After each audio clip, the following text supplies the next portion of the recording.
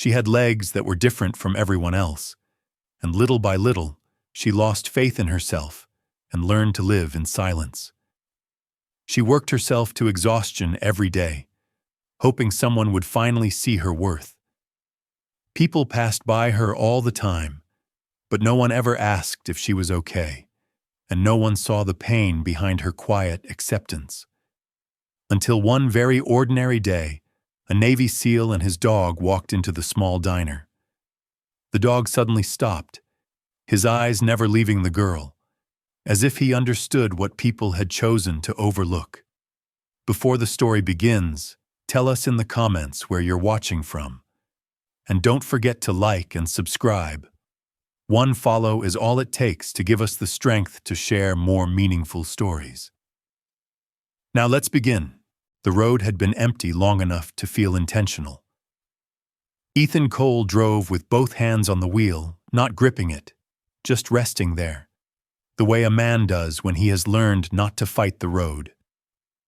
The truck moved through the northern outskirts as if it belonged to the place, tires whispering over frost-bitten asphalt, pine shadows sliding across the windshield. Cold light hung low, pale and clean, rinsing color out of the world until everything looked honest. Rook lay on the passenger side floorboard, broad head on his paws, amber eyes open but relaxed. A German shepherd, cream and gray with black along the saddle of his back, he had the size and composure of an animal that knew his own weight. 6 years old, maybe 7. Old enough to have learned patience, young enough to still watch everything. His black harness fit close, edges trimmed in a dark red that caught the light when he shifted, an old habit Ethan never quite abandoned. Visibility mattered. They were not heading anywhere in particular. That had become the point. After leaving the teams, Ethan had discovered that direction invited questions. Purpose demanded explanations. So he drove without one, slept where the truck cooled, ate when he remembered to. The world felt simpler when it asked nothing of him. He had given enough answers in his life to last a while. The diner appeared without warning, a small wooden building set back from the road, weathered boards the color of old bone, a hand-painted sign creaking faintly in the wind. No parking lot lights, no flags, just a few trucks pulled in close, as if seeking shelter. Ethan slowed without thinking. He told himself it was fuel, or coffee, or the fact that there hadn't been another place for miles. The excuses lined up easily. He turned in anyway. The truck rolled to a stop. Engine idled. The cold pressed in. Rook lifted his head. At first, nothing seemed different. The same stillness. The same quiet. Ethan opened his door and stepped out, boots crunching lightly on gravel that had known many winters. He stretched his shoulders, breath clouding once, twice. When he turned to clip the leash on Rook's harness, the dog did not rise. "Hey," Ethan murmured, not a command, just a check-in. Rook stood slowly, took one step forward, then stopped. Not a refusal exactly, not stubbornness. His body was angled toward the diner door, ears forward, weight centered. The leash went slack between them. Rook did not bark. He did not pull. He simply would not move. Ethan felt it before he thought it, a tightening at the base of the skull. The old reflex, unwelcome and familiar. In the teams, he had learned the cost of ignoring the first signal. The second usually came too late, louder, more expensive. "What is it?" Ethan asked quietly. Rook's eyes stayed on the door. The diner looked the same as it had seconds before. No raised voices, no movement behind the windows, just the hum of an old refrigerator bleeding through the walls, the muted clink of something metal inside. Normal sounds, harmless sounds. Ethan waited. A minute passed. Maybe 2. The wind pushed at the sign again, wood on metal, a tired sound. Rook shifted his weight, muscles coiling under fur, then took a single step forward. Slow, measured. He never broke eye contact with the entrance. Ethan followed. Inside, the diner was warmer than expected. Not cozy, just occupied. Coffee, grease, old wood. Years of mornings soaked into the walls.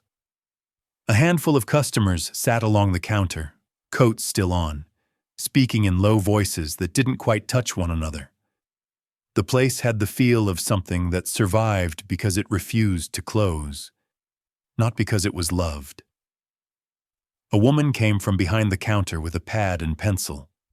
She was young, early 30s maybe, small-framed, shoulders slightly rounded as if she had learned to make herself narrower than she was. Her hair, light brown with a hint of gold, was pulled back into a low ponytail. She wore a white knit sweater under a brown apron faded at the seams, dark jeans cuffed to mid-calf. Her name tag read, Lena. "Morning," she said. Her voice was gentle, practiced. She smiled, but it didn't reach her eyes. Those were a muted green-gray, alert and guarded, like a window left cracked in winter. Ethan took a stool near the end of the counter. Rook sat at his side, posture straight, gaze tracking the room with calm precision. Not tense, just present. Lena glanced at the dog, surprise flickering across her face. Then she looked away, as if she had been taught not to linger on things that might invite comment. "What can I get you?" she asked. "Coffee," Ethan said, "and what's good here?" It was a simple question, the kind that invited pride, or at least routine. Lena hesitated, just a fraction too long. Her eyes dropped to the counter. When she spoke again, her tone was the same, but something underneath it had shifted. "The soup," she said. It's good today." "Then I'll have that," Ethan replied. She nodded quickly. "Right away." As she turned, Ethan noticed the way her right leg moved. Careful, deliberate. The metal of a prosthetic caught the light briefly where her jeans ended, brushed steel against worn denim. The movement was practiced, familiar pain managed by habit. Rook's head turned as she walked away. He watched until she disappeared through the narrow opening toward the kitchen. The coffee arrived first. Steam rose. Ethan wrapped his hands around the mug, letting the heat work into his fingers. The room settled again. A radio murmured somewhere out of sight. Dishes clinked. Life resumed its small, ordinary shape. Then the soup came. Lena carried the bowl with both hands, shoulders tight, steps measured. Halfway between the kitchen and the counter, her foot slid. Not far. Just enough. The bowl tipped, white ceramic flashing, and hot liquid splashed across the floor. The sound cut through the diner like a dropped plate in a quiet church. "I'm so sorry," Lena said immediately. The words tumbled out before anyone spoke. She dropped to one knee, reaching for napkins, hands shaking. "I'm so sorry. I'll clean it. It's okay," Ethan said, already standing. His voice was even, unhurried. "It's fine." But she didn't hear him. Her breath had gone shallow, quick.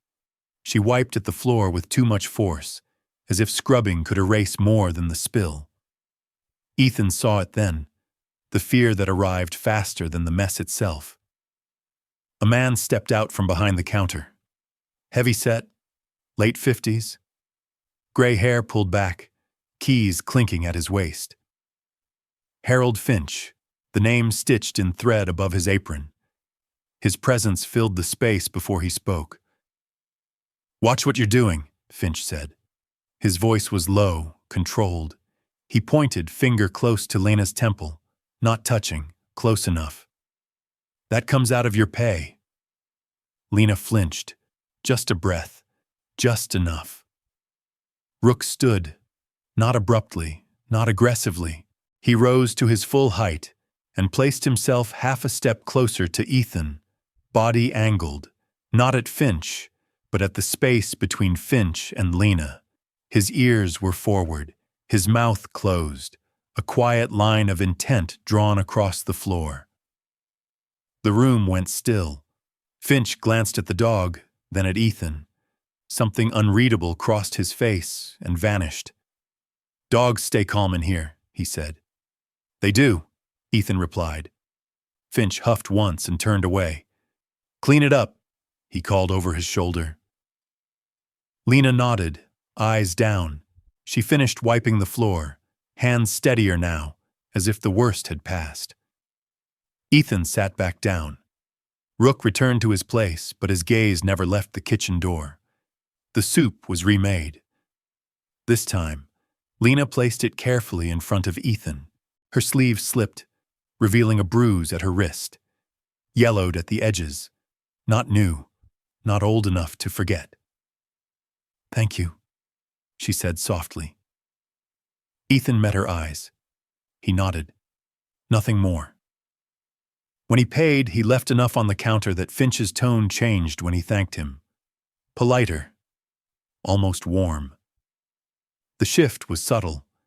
It was also immediate. Outside, the cold felt sharper. Lena sat on a crate near the side of the building, shoulders hunched, staring at nothing. Rook pulled gently against the leash, a question in the line of his body. Ethan let him go. Rook trotted over and performed a ridiculous, uncoordinated bow, then lifted one paw and toppled sideways as if the ground had betrayed him. It was a trick, badly done on purpose. Lena laughed. The sound startled her. Ethan watched the road beyond the trees. The diner sign creaked again. Somewhere inside, a door closed. Some places asked to be forgotten. Others, it seemed, asked to be noticed. Morning returned without ceremony. Ethan woke before the light reached the cabin window, the habit ingrained too deeply to bother fighting. The stove ticked as it cooled. Outside, the forest held its breath, the kind of stillness that made sound feel intrusive. Rook lay near the door, head lifted, ears loose, tail resting against the floor like a punctuation mark. He watched the trees through the narrow gap between curtain and frame, amber eyes steady. They walked the same road as the day before. Frost clung to the edges of the gravel, thin and honest. Ethan let his pace match Rook's, unhurried, observant. The diner came into view again, boards pale in the morning light, the sign creaking once and then settling. A few trucks were already there. The place was awake. Inside, the warmth met them halfway. Coffee brewed, grease hissed softly, voices formed and dissolved without urgency. Ethan chose the same stool as before, not because he needed routine, but because repetition made patterns visible. Rook sat at his left, posture neutral, not on alert, not asleep.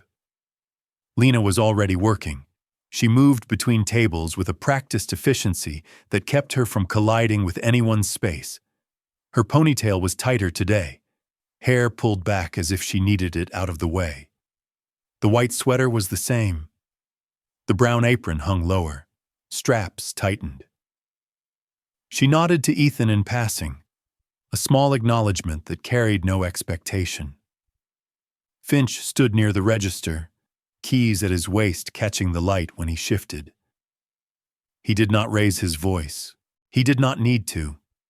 His presence alone altered the room, pulling sound inward, compressing movement. Ethan watched how Lena adjusted when Finch drifted closer, how her shoulders narrowed, how her steps shortened, how her eyes tracked the floor rather than the room. Coffee arrived, then eggs. Everything tasted the same as yesterday. The air did not. A man entered carrying 2 crates stacked high against his chest. He was tall and lean, hair gone white at the temples, beard trimmed short and neat. His coat was heavy wool, worn thin at the elbows. He moved carefully, as if one knee had learned distrust the hard way. When he set the crates down, he straightened slowly, hand braced against the counter. "Morning, Harold," he said. Finch glanced up. "You're early, Tom." Tom Keller. Ethan learned his name when Finch muttered it under his breath. Ran deliveries for half the town. He had the look of someone who knew where everything used to be and remembered when it moved. His eyes took in the room in a practiced sweep, pausing briefly on Lena before softening. "Still keeping the lights on?" Tom said to no one in particular. It sounded like a joke. It wasn't. Rook lifted his head as Tom passed, not in warning, in recognition. He watched until the man disappeared into the back, then settled again. Ethan finished his coffee and paid. He left enough on the counter to be noticed but not remarked upon. Outside, he paused. The cold cut cleanly. Rook sniffed along the wall, nose close to the ground, then stopped near the back door. He sat, posture straight, gaze fixed. Ethan waited with him. Footsteps passed inside. A door closed. The light behind the frosted glass dimmed, then brightened again. Rook rose and turned back toward the road as if nothing had happened. They returned the next day. And the next. Nothing dramatic announced itself. No shouting spilled into the lot. No sirens cut the air. Instead, the diner revealed itself through repetition, the way small things returned until they formed a shape. Finch corrected Lena's grip on a pot, fingers lingering a second too long. Lena froze, then resumed moving as if nothing had happened. Rook's breathing changed before anything else did, slower and deeper, as if counting. When Finch stayed near the register, barking orders at the cook, Rook remained calm. When Finch drifted closer to Lena, Rook angled his body subtly, placing himself between her and whatever came next. Not blocking, just present. Ethan tested the pattern without naming it. He shifted his stool, changed the time he arrived, sat near the back once where he could see the narrow hallway to the kitchen. Each variation confirmed the same alignment. Lena arrived early and left late. She never leaned against the counter, never paused unless told. When Finch spoke, she answered quickly and quietly, voice low and neutral, like someone trained to keep weather from changing. On the third morning, Ethan saw her hands shake. She was refilling sugar jars near the window, pale light revealing faint discolorations along her forearms, bruises fading into yellow and green. When she realized he had noticed, she turned her wrist inward, pretending to adjust her sleeve. "Coffee okay?" she asked. "It's good," Ethan said. He didn't soften his voice. Pity had a way of making things worse.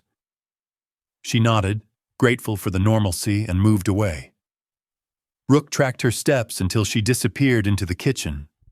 Ethan allowed himself the question he had been circling since the first day. Not what was happening. He had seen enough of that. The question was how long. That afternoon, he returned alone. The absence of Rook registered immediately, like a sense dulled. Ethan took a seat near the back, line of sight clear to both counter and hallway. Finch stood at the register, flipping through receipts with sharp movements.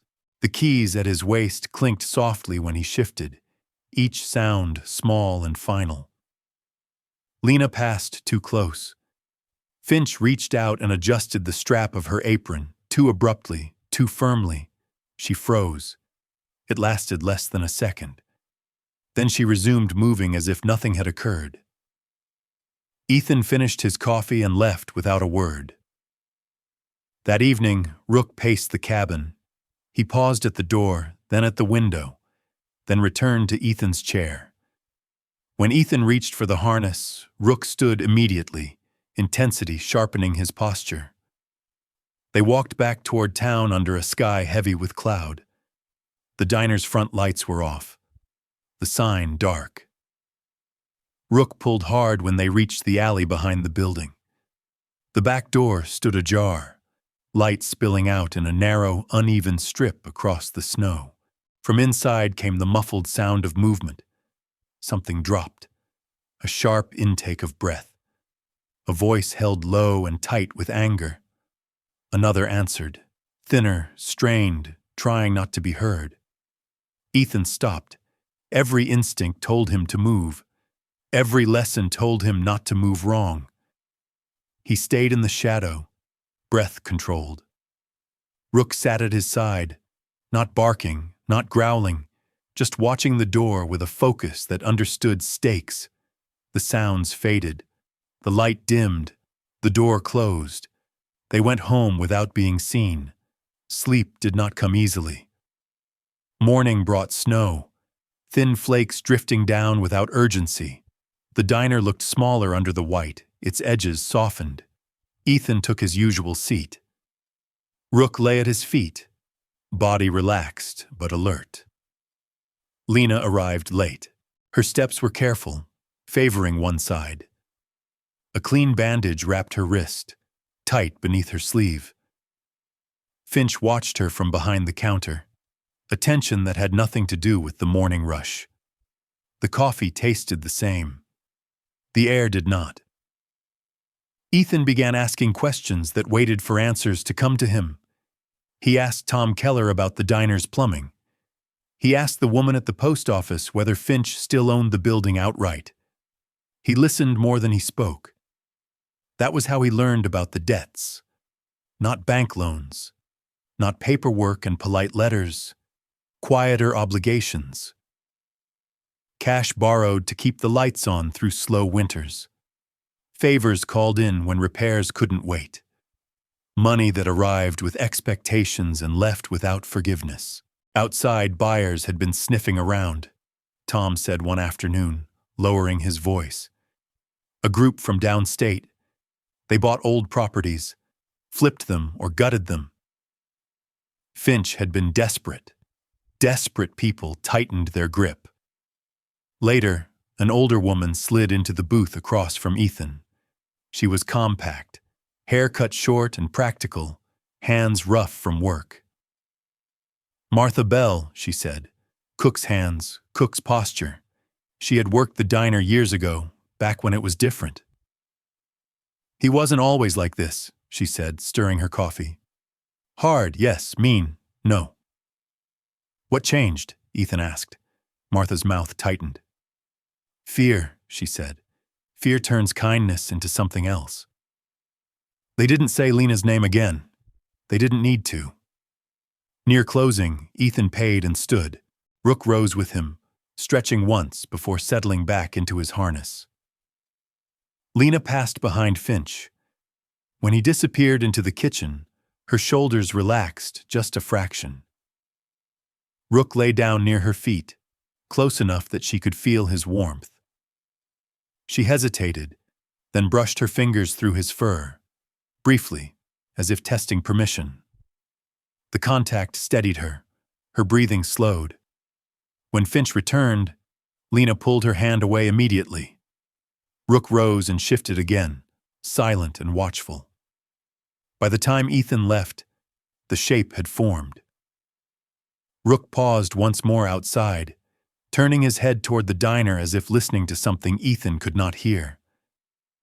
Snow gathered along the edges of the road. The sign creaked once, then stilled. Some signals didn't shout. They waited. By the fourth morning, the road felt familiar enough to disappear. Ethan drove it with the window cracked, letting cold air rinse the cab. Pines leaned inward, their branches combing the sky. Rook sat upright this time, no longer stretched across the floorboard, head aligned with the windshield, as if the road itself had begun to speak in a quieter language. His ears moved with the rhythm of the truck, attentive without strain. Ethan told himself he was here for coffee, or for the warmth, or because it was easier to return to a place than to decide where else to go. He parked in the same spot and stepped out. The diner looked unchanged. Boards pale, sign tired, trucks clustered close like they had learned where the wind came from. Inside, the doorbell chimed once and fell silent. The room held its breath. Lena was near the counter, refilling napkin holders with a careful precision that bordered on ritual. Her ponytail was looser today, a few strands slipping free to frame her face. She had dark circles beneath her eyes, faint but unmistakable, the kind that came from sleeping lightly and waking too often. When she noticed Ethan, she nodded, smaller than before, but steadier. "Morning," she said. "Morning." Rook settled at Ethan's side, posture neutral, tail tucked loosely against the floor. He watched Lena's hands as she worked, the slight tremor in her fingers when she pressed too hard. Finch stood farther back, near the coffee machine, wiping the same spot on the counter with a cloth that had long since lost its purpose. He did not look at Ethan. He did not need to. His attention was elsewhere, angled, possessive, measuring. Ethan ordered. He ate, he listened. Kindness, Ethan had learned, was not the absence of cruelty. It was often the method by which cruelty learned to hide. Finch spoke softly today. He corrected without raising his voice. He smiled when customers laughed and placed his hand on Lena's shoulder when she moved too slowly. The touch lingered a beat too long, fingers resting where no instruction was needed. "Careful," Finch said mildly, as Lena reached for a tray. "You know how things spill." "I know," she replied too quickly. Rook's head lifted, not toward Finch, toward the space Finch occupied. His body did not tense. It aligned. Ethan finished his meal and stood. He paid at the register. Finch's demeanor shifted at once. Pleasant, accommodating, the practiced ease of a man who understood transactions. "Safe travels," Finch said. Ethan nodded and left. Outside, the cold had sharpened. Lena sat near the side wall again, the crate pulled closer to the building for shelter. She held a paper cup between both hands, steam threading upward. Her shoulders were hunched, not against the cold so much as against the world. Rook pulled lightly toward her. Ethan followed. She looked up as they approached, surprise flickering and settling into something cautious. "Hey," she said. "Hey." They stood in silence for a moment, the kind that did not rush to fill itself. Rook stepped forward and lowered his head to her knee, a question offered without insistence. She hesitated, then rested her palm against his fur. Her breath changed, slower, deeper, as if she had been holding it all morning without noticing. "He likes you," Ethan said. "He likes everyone," she replied. "Not exactly." She smiled, faint but real. "You're staying in town?" "For now." She nodded. The paper cup trembled slightly in her hands. "It's quieter out here," she said. "Sometimes that helps." Ethan watched the road beyond the trees, the way it bent and vanished. "Sometimes," he agreed. Rook shifted, then did something unexpected. He lifted his injured paw just a little and balanced, wobbling exaggeratedly before setting it down again with a huff. The movement was awkward on purpose, a parody of strength. Lena laughed. The sound startled her. She covered her mouth, then let the laughter come again. Softer this time. "He does that," Ethan said. "Shows you how not to take a fall personally." She looked at the paw. "Does it still hurt him?" "Some days," Ethan said. "Not enough to stop him." She nodded, eyes fixed on the ground. "I like my job," she said suddenly. "I know it doesn't look like much, but when someone eats something I made and they like it, it feels like proof, like I did something right." Ethan did not answer. He did not need to. She exhaled, then glanced back toward the diner. "They're talking about selling," she said. "I don't know what happens to us if that happens." "Us?" "The people who work here," she said. "Some of us don't have a lot of places left." Rook leaned into her leg, solid and warm. She rested her forehead briefly against his neck, then straightened, embarrassed. "Sorry," she said. Ethan shook his head. "You don't have to be." She smiled at that, small, uncertain, but present. Then she stood, adjusting her apron. "I should get back," she said. He watched her go, the careful cadence of her steps, the way she squared her shoulders before pushing the door open. The bell chimed. The sound lingered longer than it should have. The afternoon thinned into early evening. Ethan did not leave town. He walked instead, letting the place speak in pieces. He passed the post office, the hardware store, a small church with a sign announcing a bake sale that had already happened. At the edge of the lot near the diner, he noticed the fence, weathered, mended in places with wire that didn't quite match.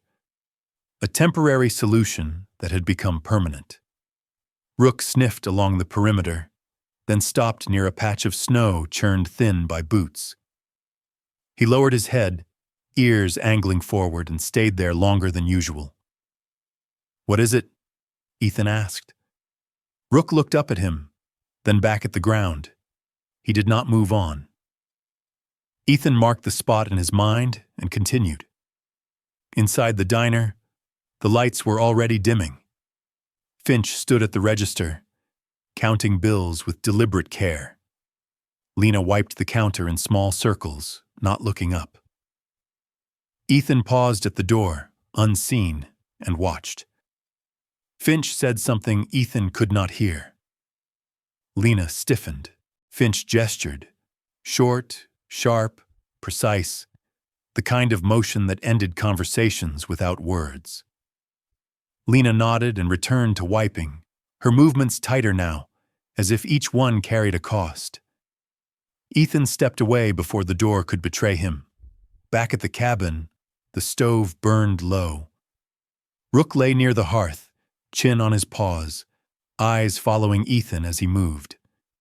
Ethan unpacked slowly, hands steady, mind busy in the way it always was before decisions he had not yet admitted to making. He thought of Finch's smile at the register, of the way money softened him, of the fence patched with wire, of Lena's laugh, how rare it sounded, how quickly it disappeared. He thought of the teams, of villages that smiled when they arrived and shrank when they left, of how kindness could be a currency that bought silence. Rook rose and crossed the room, placing his head against Ethan's thigh. Not asking, reminding. "I know," Ethan murmured.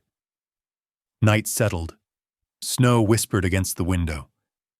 Ethan slept lightly, waking once to the sound of nothing at all. Morning came gray and slow. The diner opened late.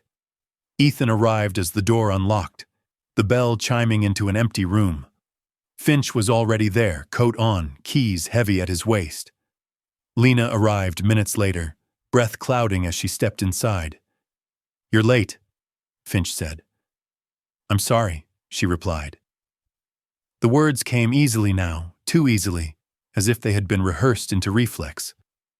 Rook lay at Ethan's feet, eyes half-lidded, listening.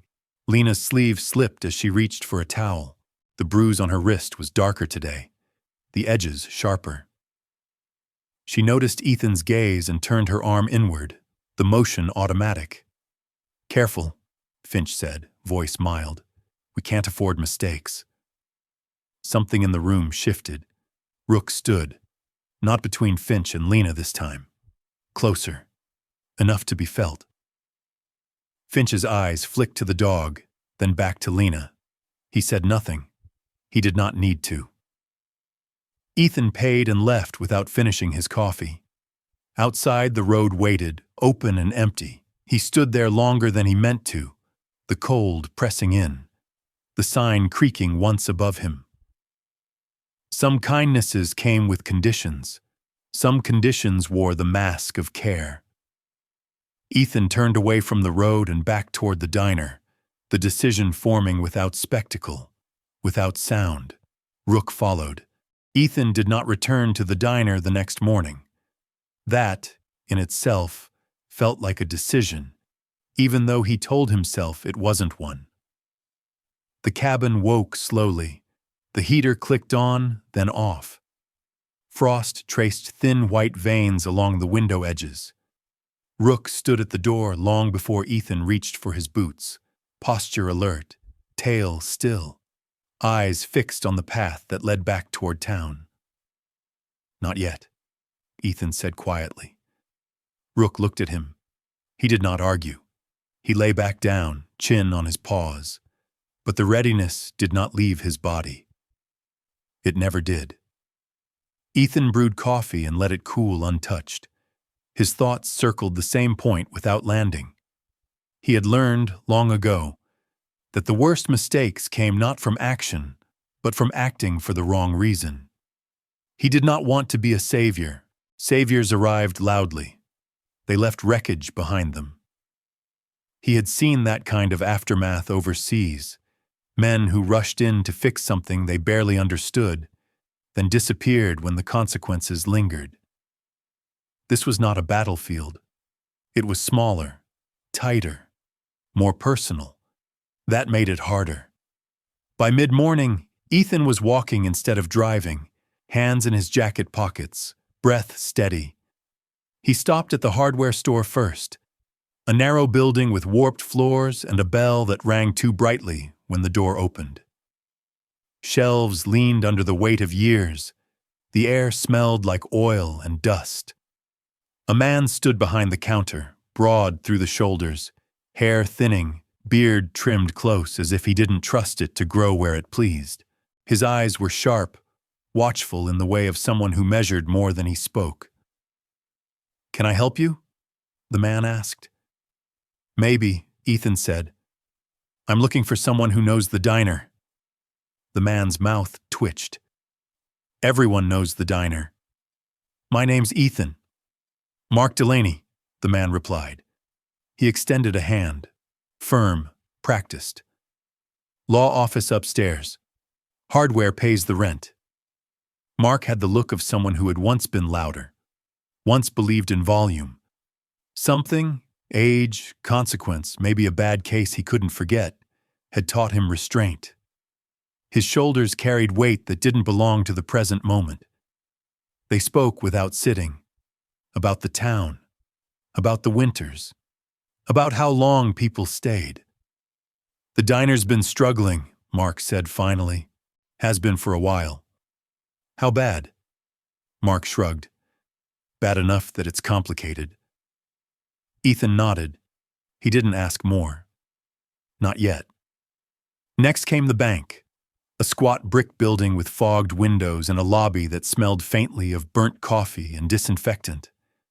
A woman in her early 50s met him there, tall and straight-backed, iron gray hair cut to her jaw. Her suit was simple, neutral.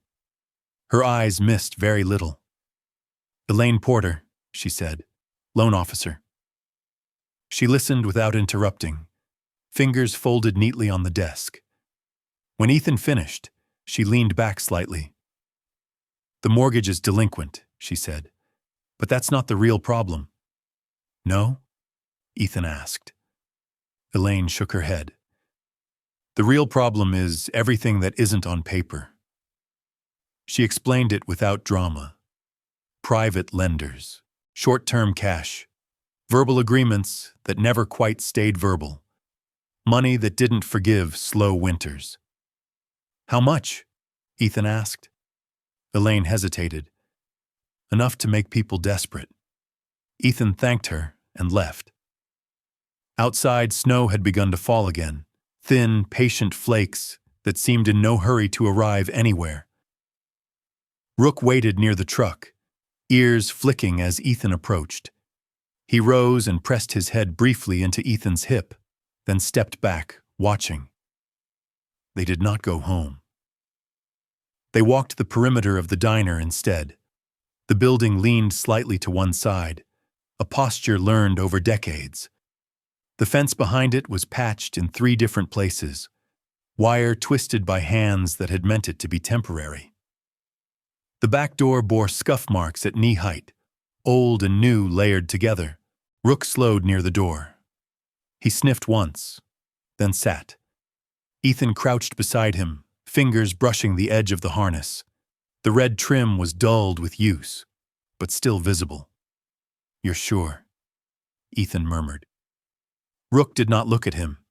He held the door in his gaze, unmoving.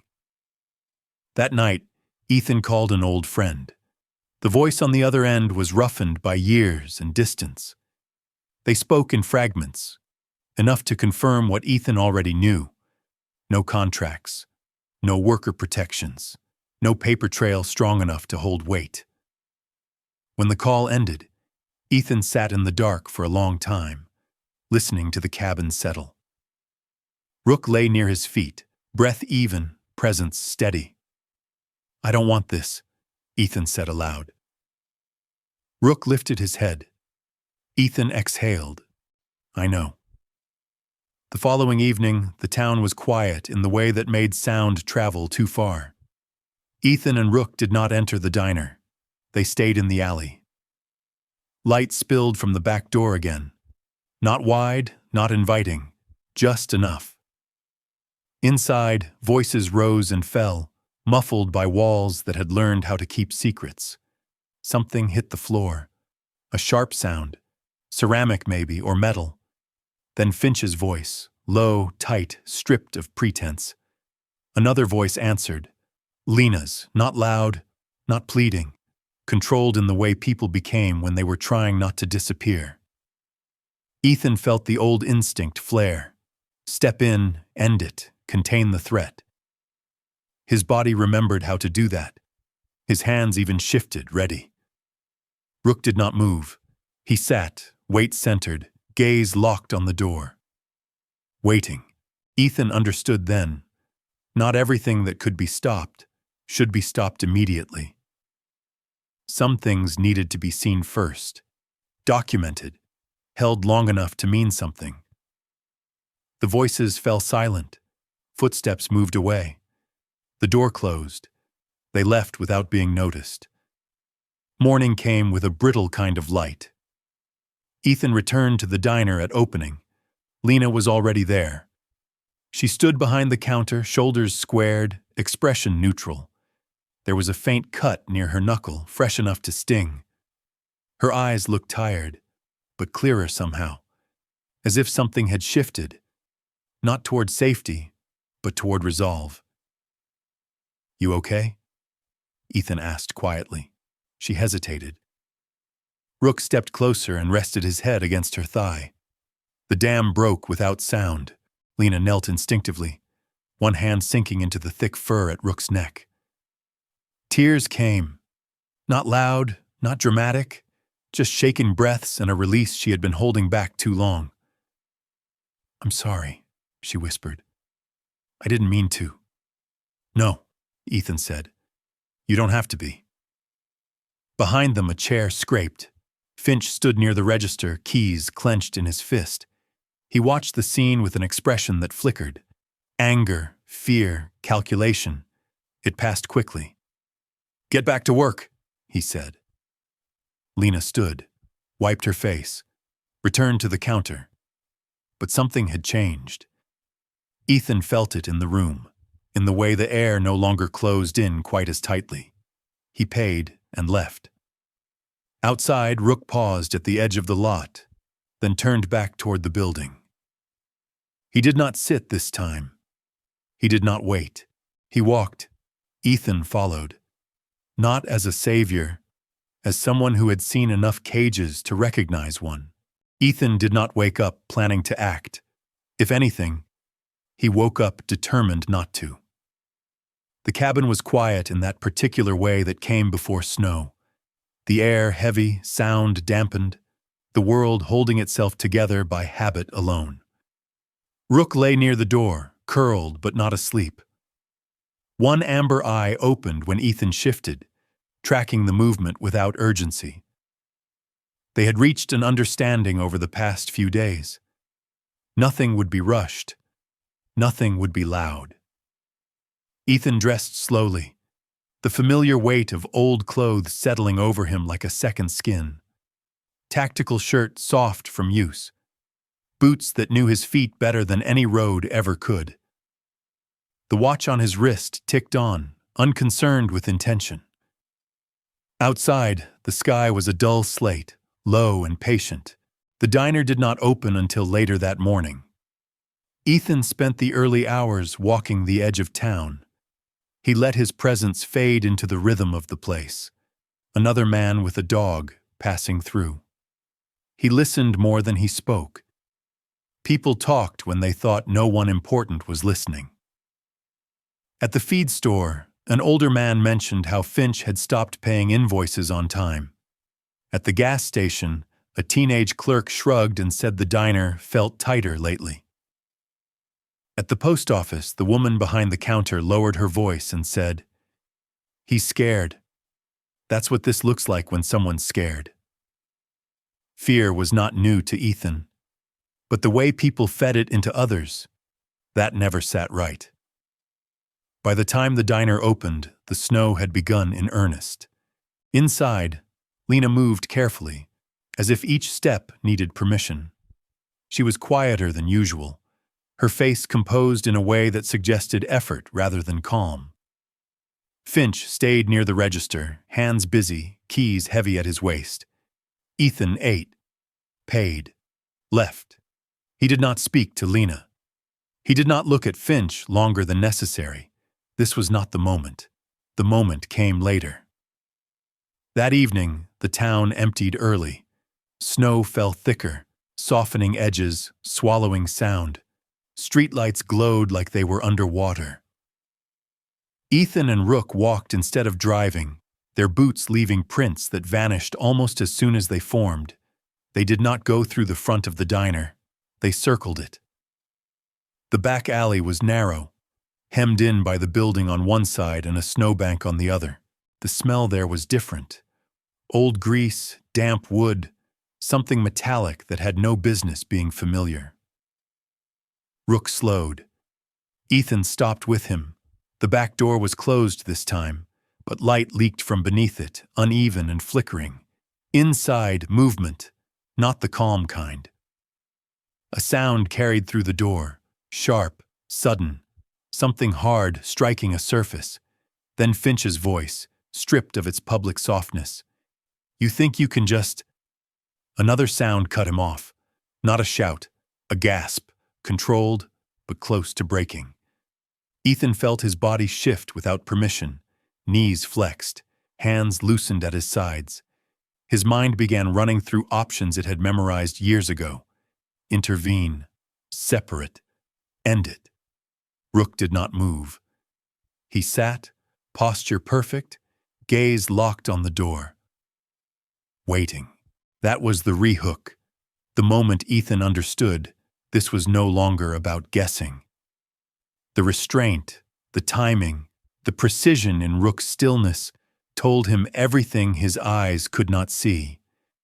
This was happening, and it had been happening for a while. The voices dropped, footsteps retreated, a drawer slammed, then silence.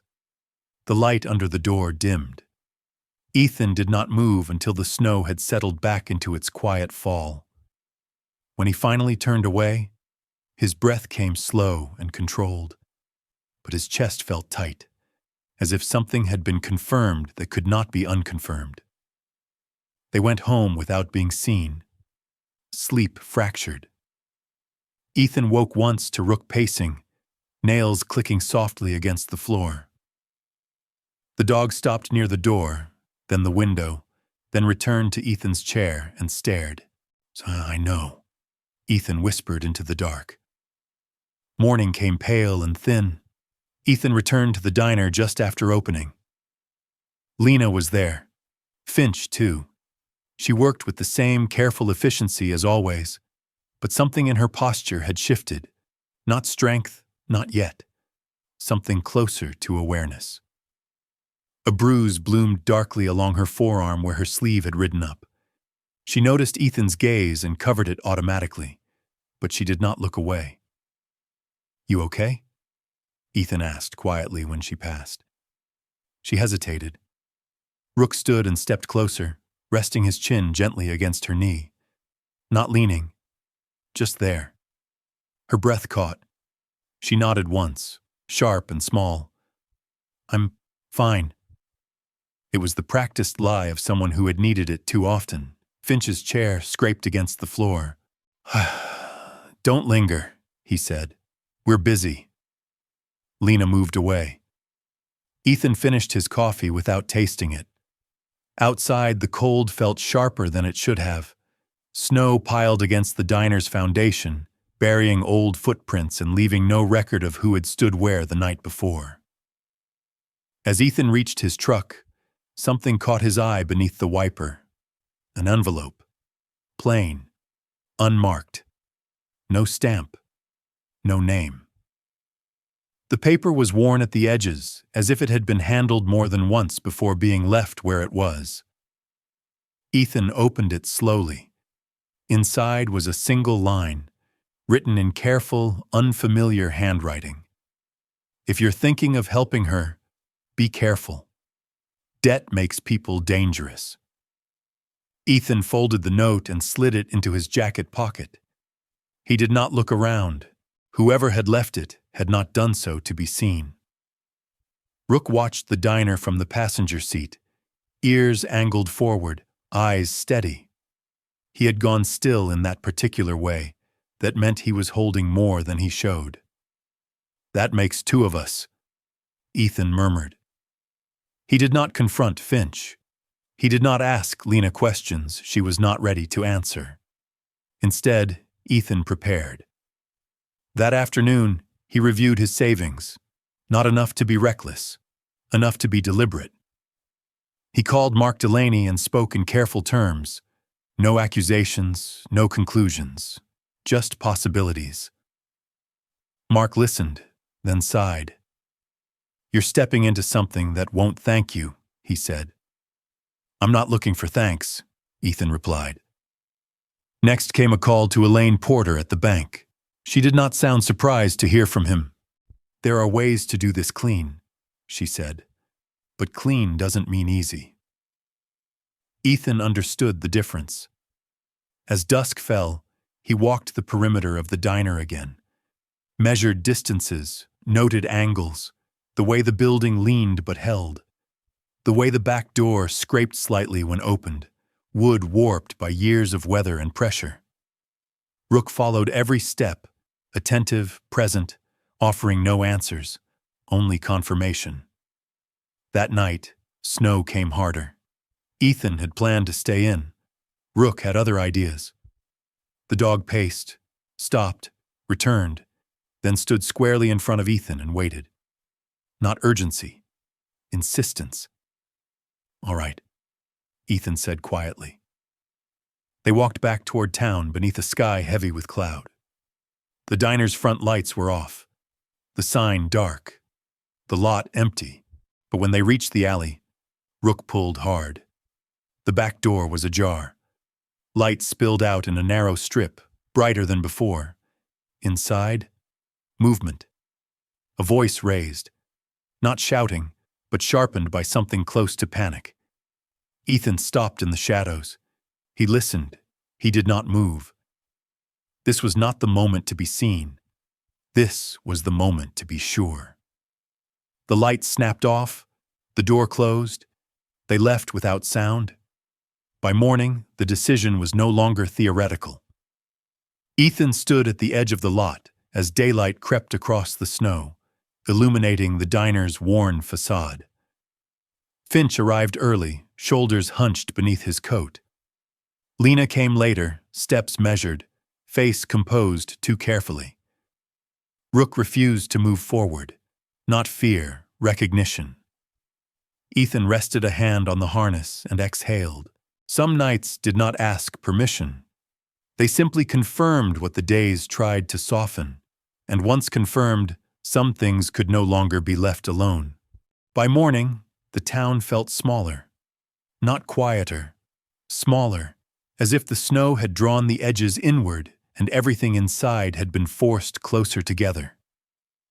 The diner sat at the center of it, unchanged in shape but heavier somehow, like a place that had been holding its breath too long. Ethan arrived early. He did not bring papers. He did not bring authority. He brought only himself and Rook. The bell over the door rang once, thin and bright in the empty room. Finch was already there, coat still on, keys heavy at his waist. His shoulders were hunched beneath the wool, posture defensive rather than tired. He did not look surprised to see Ethan. That, more than anything, told Ethan how long this had been coming. Lena arrived minutes later. Her steps were careful, but her back was straighter than it had been the day before. She wore the same sweater, the same apron, but something in her face had shifted. Not confidence. Awareness. The kind that came after a line had been crossed and could not be uncrossed again. Rook stopped just inside the door. He did not sit. He stood close to Lena's side, body angled, present in a way that drew a quiet boundary without touching it. "Get to work," Finch said, not looking at either of them. Lena moved toward the counter. She wiped a surface that was already clean. Her hands shook, then steadied. Ethan took his usual stool. He did not order. He watched. Finch counted bills at the register with exaggerated care, as if money itself needed supervision. When Lena passed too close, he adjusted the strap of her apron again. Harder this time, fingers digging in just enough to leave no mark. "Don't rush," Finch said. "That's how accidents happen." Lena stopped. The pause lasted no more than a second, but it was complete. The room seemed to tilt toward it. "I wasn't rushing," she said. Her voice did not rise. It did not shake. It landed between them, quiet and deliberate. Finch looked up. For the first time, he truly looked at her. "What did you say?" he asked. "I said I wasn't rushing," Lena repeated. "And you don't need to touch me." Rook stepped forward. Not between them, closer than that. Enough that Finch had to acknowledge him. The dog's posture was calm, coiled, precise. No teeth, no sound, just ground held. Finch's mouth twisted. "Control your dog." "He is controlled," Ethan said. His voice was level, unhurried. "He's doing his job." "And what's that?" Finch snapped. "Watching," Ethan replied. Finch laughed once, sharp and humorless. "You don't belong here." Ethan did not argue. He stood. "I'd like to talk about buying the place," he said. The words fell into the room without ceremony. Lena froze. The cook in the back went still. Even the radio seemed to lower itself. Finch stared at Ethan, disbelief flickering across his face before hardening into something like relief or calculation. "You?" Finch said. "You don't want a diner." "No," Ethan agreed. "I don't." Silence stretched.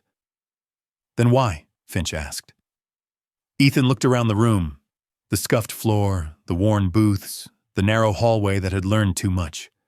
"Because this place has become a weapon," he said, "and I want it to stop being one."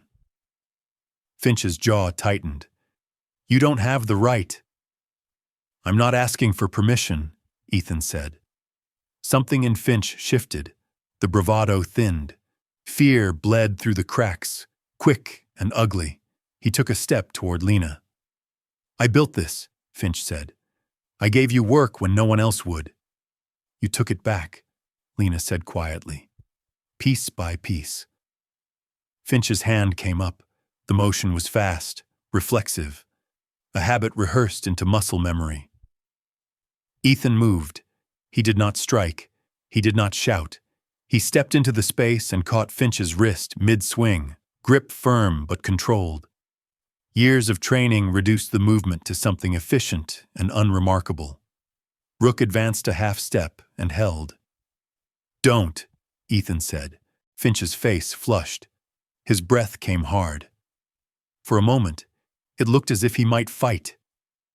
Then something outside cut through the room. The distant sound of sirens, faint but unmistakable. Finch went still. The sound grew closer. The cook backed away from the counter. Lena pressed her hand against her mouth, eyes wide but unbroken. The sirens stopped outside. 2 officers entered moments later, snow clinging to their boots. One was older, broad-shouldered, mustache graying at the edges. The other was younger, eyes alert, posture careful. They took in the scene quickly. The positions, the silence, the tension that had nowhere to go. "We received a report," the older officer said. His voice was steady, practiced. "Possible assault, possible abuse of a disabled employee." Finch laughed again, thin and brittle. "This is a misunderstanding." The younger officer looked at Lena. "Ma'am?" Lena's hands trembled. She looked at Rook, then at Ethan. "Yes," she said. "It's been happening for a while." The words landed with weight. The officers exchanged a glance. The older one nodded. "All right," he said. "We're going to step outside and talk." Finch protested as they led him toward the door, his voice rising and falling, grasping for leverage that was no longer there. The bell chimed as they left, its sound finally appropriate. The room exhaled. Lena sank onto a stool, shaking. Rook moved to her side and sat, solid and warm. She reached for him without hesitation this time, fingers curling into fur as if anchoring herself to something real. "It's going to be okay," Ethan said. He did not promise more than that. The officers returned minutes later. Finch remained outside, hands cuffed, shoulders sagging beneath the weight of what he could no longer control. "You'll need a statement," the older officer said. "From you, and from anyone else who's willing." Lena nodded. "I will." The younger officer glanced at Ethan. "You the owner?" "Not yet," Ethan said. He turned to Lena.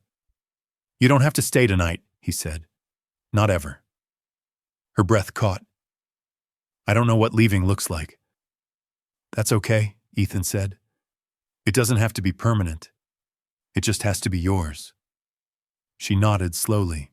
By afternoon, the paperwork began. Mark Delaney arrived with a folder under his arm, coat dusted with snow. He took in the room with a lawyer's eye, cataloging details without comment. Elaine Porter followed later, posture crisp, expression professional. They spoke in low voices, transactions unfolding without spectacle. Ethan signed where he was told. Dates, numbers, a clean transfer, as clean as such things ever were. Finch's keys lay on the counter when it was done. They no longer opened anything here. Evening settled in. Ethan locked the diner for the first time. The click echoed longer than it should have. Not final, but significant. Lena stood beside him, jacket on, a small canvas bag slung over her shoulder. It looked impossibly light for a life packed inside it. "I can't stay tonight," she said. "I know," Ethan replied. Rook stepped into the doorway and lay down, blocking the threshold. Not guarding the building, guarding the choice. Lena stared at him, then knelt and pressed her forehead briefly into the thick fur at his neck. "Okay," she whispered. Rook stood and stepped aside. They left without sirens, without shouting, without the town noticing. Outside, snow fell softly, erasing footprints almost as soon as they appeared. Some cages were built of wood and habit. Others were built of fear. And sometimes, all it took to dismantle them was one moment where someone said no, and another where someone listened. Spring arrived without announcing itself. It came the way healing often did, quietly, unevenly, with no respect for clean lines or clear beginnings. Snow lingered in the shadows long after the road had turned wet and dark. The pines kept their silence. The diner, for the first time in years, breathed. Ethan noticed the change in the mornings. Light stayed longer on the windows now, stretching across the counter in pale gold bands. The cold no longer bit through his jacket the way it had weeks earlier. He unlocked the door with a key that felt heavier than it should have, not because of ownership, but because of responsibility.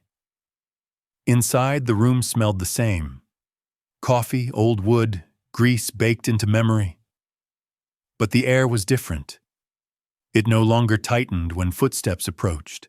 No one hurried to disappear. Rook entered first, as he always did, moving with the calm authority of a presence that no longer needed to test the space. His muzzle had begun to frost faintly at the edges, silver threading into cream, but his amber eyes remained clear. He crossed the room and lay near the counter, chin on his paws, body loose enough to sleep deeply. That alone told Ethan they were doing something right. Lena arrived just after opening. She wore a simple jacket over her sweater, the fabric still stiff with newness. Her hair was down today, light brown strands catching hints of gold as she moved. She walked more slowly than before, not from pain, though the pain was still there, but from choice. She no longer measured every step against someone else's temper. "Morning," she said. "Morning," Ethan replied. She set her bag down behind the counter and took a moment before tying her apron. The gesture was unhurried, deliberate, as if she were reminding herself that the pace belonged to her now. The first customers filtered in cautiously. Regulars who had learned to eat quickly, to leave little trace. They took seats and waited, unsure what rules still applied. Lena poured coffee and smiled when thanked. Not the practiced smile she used to wear, but something lighter. When she finished, she stepped away. Not because she was dismissed, but because she chose to. Ethan watched from the far end of the counter, fixing a loose hinge on a cabinet that had been sticking for years. He did not give instructions.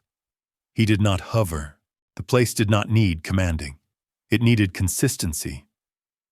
By mid-morning, laughter appeared, tentative at first, then real. Rook lifted his head once, ears twitching at the sound, then settled back down. His tail thumped once against the floor. Approval offered quietly. Lena did not move in with Ethan. That had been her decision. She rented a small room above the old feed store on the edge of town. The place smelled faintly of grain and dust. The walls thin but clean.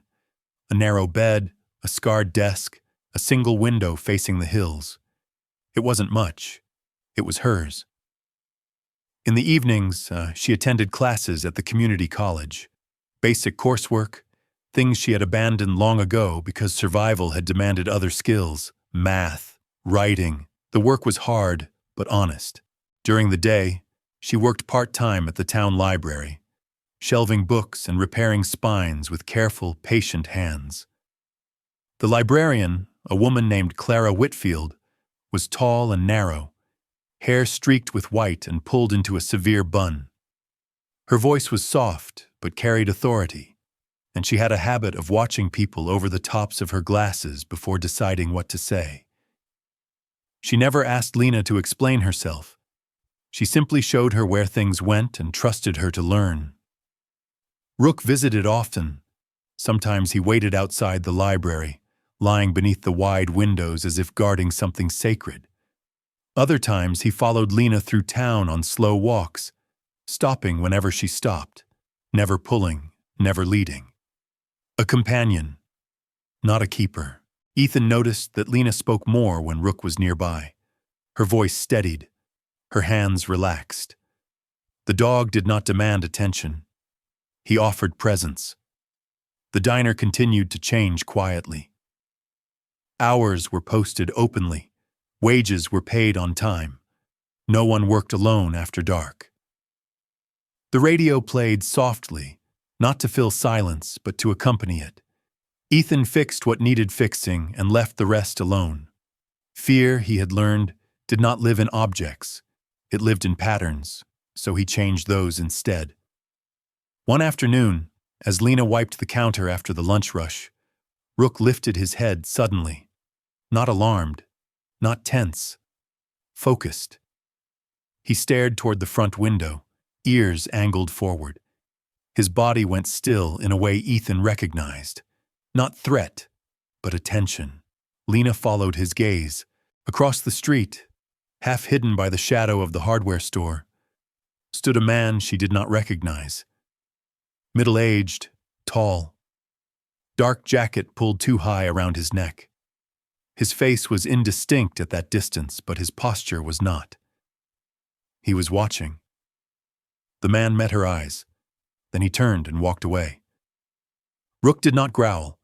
He did not chase. He waited until the man disappeared around the corner. Only then did he relax. Lena's pulse took longer to slow. That evening, she told Ethan what had happened. He did not dismiss it. He did not dramatize it either. He asked questions, distance, timing, posture, the way the man had stood, the way he had left. Rook lay at his feet, listening. Could be nothing, Ethan said finally. But it wasn't, Lena replied. He nodded. No, probably not. They agreed on small adjustments. Walking routes changed. Times shifted. Awareness sharpened. Not into fear, but into readiness. The world, Ethan knew, did not transform overnight just because one structure of control had been dismantled. There were always echoes. A few days later, a woman stepped into the diner just after noon. She was in her mid-30s, tall and slim, wearing a heavy wool coat dusted with snow. Her dark hair was pulled into a low braid, her skin pale from the cold. She paused when she saw Rook, relief softening her shoulders. "Oh," she said quietly. "Good. You're here." Rook rose and walked forward, then sat squarely at her feet, calm and attentive. The woman exhaled. "I was told this was the place," she said. "Oh, the one that doesn't hurt." Her name was Lena Morales. She spoke with careful precision, as if words were tools she had once dropped and was relearning how to hold.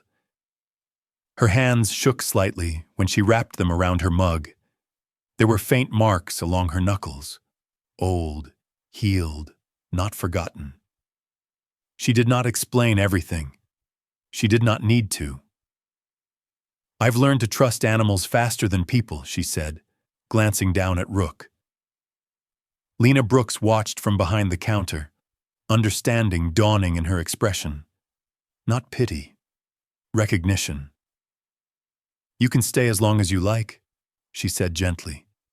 "No rush." Lena Morales nodded, eyes wet. "Thank you." Ethan turned back to the register, giving them space. Some things did not require supervision. A year passed without anyone marking the date. No anniversary, no speech. The diner simply became what it was meant to be, steady enough to return to, quiet enough to breathe inside. By winter's end, people no longer came only for food. They came because the room felt safe, because no one hurried them, because the old wooden walls, once heavy with unspoken fear, now held laughter without flinching. Ethan stood behind the counter less often now.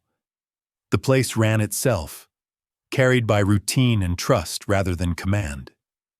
He fixed a loose hinge when it rattled, replaced a light bulb when it flickered, and let the rest be. Lena returned on her own terms. She worked 2 mornings a week, sometimes 3 if her classes were light. She chose her hours. She chose her role. Some days she helped in the kitchen. Other days she poured coffee, chatting easily with regulars who had learned slowly to see her as she was now. She laughed more, not loudly, just enough to change the room. Her posture had shifted, shoulders back, steps unguarded. She no longer startled when someone approached from behind, no longer scanned faces for approval before speaking. Freedom, Ethan learned, did not arrive with fireworks. It arrived with comfort. Rook was almost always there.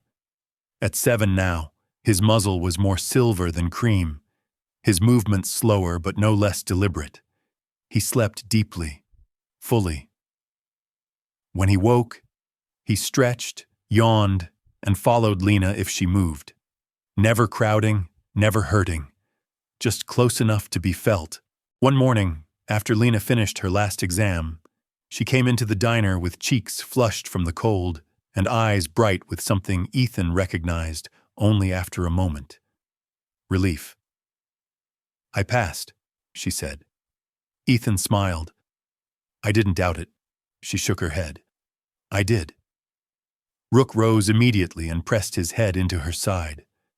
Lena laughed and hugged him, fingers sinking into familiar fur. They sat together at the counter, coffee steaming between them. Outside, snow reflected sunlight in sharp, clean lines. Inside, the air felt warm without being heavy. "You know," Lena said after a moment, "I used to think I was broken." Ethan waited. "Because I stayed," she continued, "because I didn't leave sooner. I thought that meant something was wrong with me." "And now?" Ethan asked. She glanced down at Rook, who had settled at her feet. "Now I think I stayed because I didn't know there was another way," she said. "And when I finally did, I needed time to believe it." Ethan nodded. "That's not broken," he said. "That's human." She smiled, small but real. As they locked up that evening, Rook stepped outside first, sniffing the cold air, tail loose. Lena followed, then Ethan. He locked the door behind them, not to keep anything in, but to protect what had grown. Some people found meaning in grand gestures. Ethan had learned it lived in smaller moments, in pauses, in listening, in trusting the one creature who had never been confused about where danger ended and possibility began. As they walked toward the truck, Rook glanced back once at the diner, then forward again, certain, calm. He had always known, not because he was special, but because he paid attention when others learned to look away. Sometimes the miracle is not a voice from the sky or a sudden rescue.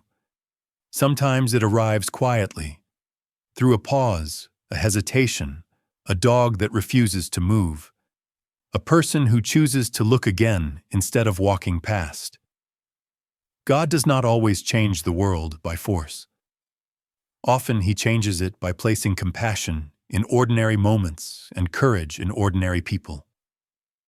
A listening heart, a steady presence, a choice to protect instead of ignore. In our daily lives, we pass by unseen pain more often than we realize. A coworker who grows quieter, a stranger who avoids eye contact, a place that feels heavy, but no one speaks about why. The miracle begins when we slow down long enough to notice, when we choose kindness without applause, when we believe that doing the right thing, quietly, patiently, still matters. If this story touched something in you, consider sharing it with someone who might need hope today. Leave a comment and tell us what stayed with you, or where you're watching from. And if you believe stories like this matter, Please subscribe to the channel so more people can be reached. May God bless you, guide your steps, and protect your heart. May He give you the courage to notice, the strength to act, and the peace that comes from knowing you did not walk past when it mattered.